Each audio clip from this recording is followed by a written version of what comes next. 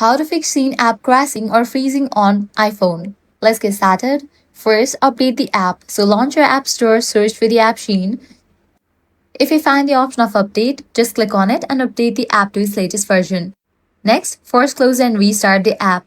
So launch it, swipe up from the bottom, swipe up to close, and again relaunch it. Next up, clear cache for the app. For that, close this. Press and hold on the SHEIN app. Click on the option Remove App, click on Delete App, click on Delete. Launch your App Store, search for the app SHEIN and then install it. This will clear cache. Next up, check for OS updates. For that, launch your Settings app, navigate to the option General, click on the option Software Update. If any updates are available, just update it. Next up, disable VPN or battery saver. VPNs and battery optimizers can interfere with app performance. Check storage. For that, click on General, click on the option iPhone storage. If your iPhone storage is full, SHEIN might crash while loading. Delete unused apps, photos, or videos to free up space. And that's it. These are some fixes for SHEIN app crashing or freezing on iPhone.